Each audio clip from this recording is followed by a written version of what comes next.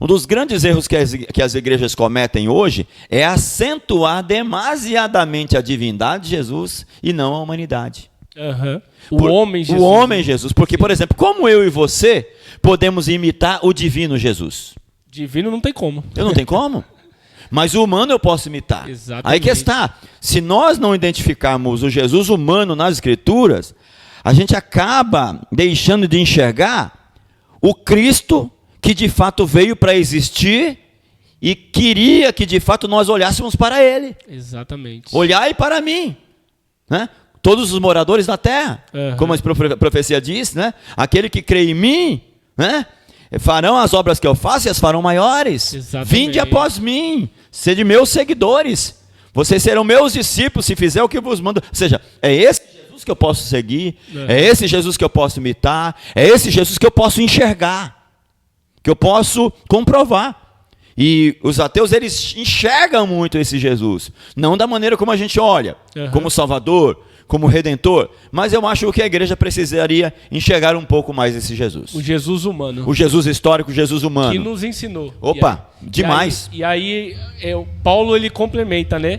Sede meus imitadores como eu sou de Cristo. De Cristo. É um referencial humano. Exatamente. Se Paulo tivesse dito isso dentro das características divinas de Jesus, jamais nós alcançaríamos. Porque eu não consigo imitar o Jesus divino. Não consigo. E, aliás, eu sempre gosto de acentuar, quando trabalho cristologia, eu gosto muito de acentuar o Jesus que esteve aqui entre nós. Certo? Nós trabalharemos esses pontos sobre os milagres, sobre o que ele fez, os seus atributos. Eu não consigo ver o Jesus aqui curando, andando sobre as águas, ressuscitando mortos, como um Jesus divino. Porque se ele disse, aquele que crê em mim, farão as obras que eu faço, e as farão maiores, como eu posso fazer o que Jesus fez, se ele fez o que fez como divino? Jesus operava milagres porque ele era Deus? Ou aí a gente pode pensar, né? Jesus ele orava, jejuava, renunciava a pecado, era cheio do Espírito Santo, tudo isso. Era obediente. Obediente a Deus, não é? Sim. E aí, as pessoas, elas falam muito de Jesus como Deus, Jesus, sim, né? Mas o que o senhor falou no começo, nós precisamos também pensar do lado material humano, né?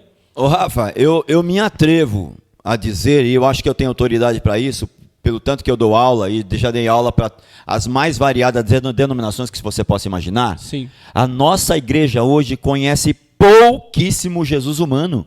Olha só. Nós conhecemos pouquíssimo o Jesus humano.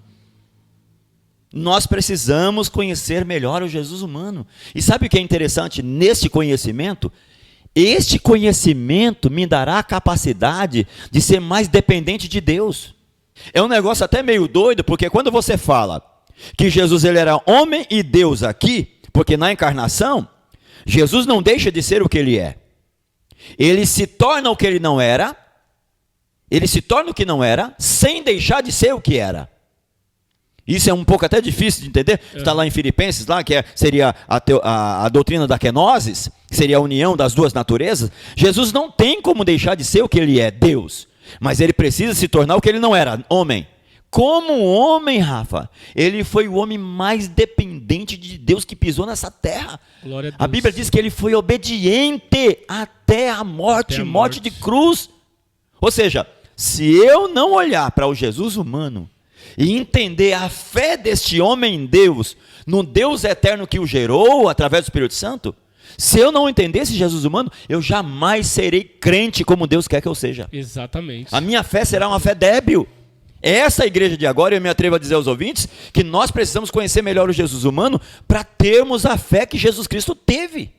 No Deus bendito, dependente de mesmo Deus. Quando morrendo, sangrando grandes gotas de sangue, uma angústia na alma terrível, a maior que existiu no mundo. Ele disse, Senhor, se possível, passa de mim esse cálice, mas não se faça a minha vontade. Ou seja, o Jesus humano está submetendo a sua vontade ao Deus eterno e dizendo, faça-se a tua vontade. É verdade. Não é lindo demais isso? Oh, demais. E uma das coisas que eu mais me admiro, pastor, em Cristo, na parte humana, é a sabedoria que ele mostrava. Porque, ó, se a gente for pensar, João 8, mulher foi pega em adultério.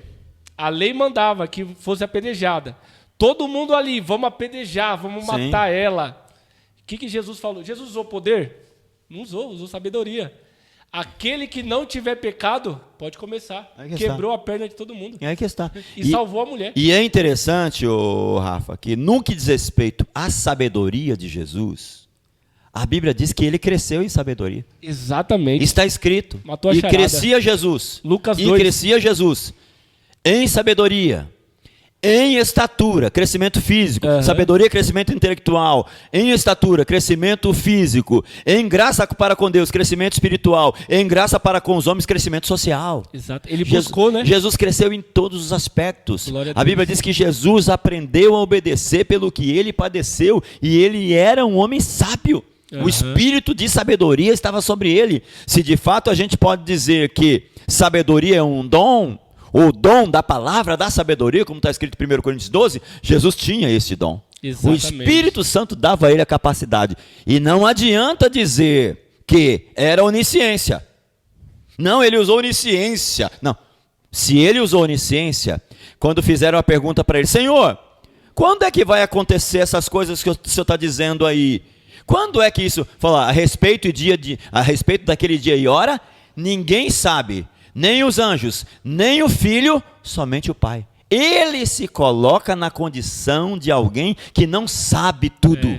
Exatamente. Mas era um homem cheio de sabedoria. Dependente de Deus. Dependente de Deus. O Augusto Cury, que o senhor comentou, uma vez eu li um livro dele, Códigos da Mente, Sim. que ele menciona sobre Jesus e fala sobre a inteligência emocional que Jesus tinha. Olha aí. Porque Judas, quando traz Jesus, né? Sim.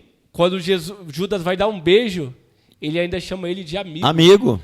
Amigo. Né? Para que viestes? Meu Deus do céu. Olha a atitude desse homem sábio. Aí na cruz, o que ele fala? Pai, perdoa eles, que eles não sabem o que fazem. Olha só. Meu Deus do céu. Olha que coisa linda. A gente tem muito que aprender.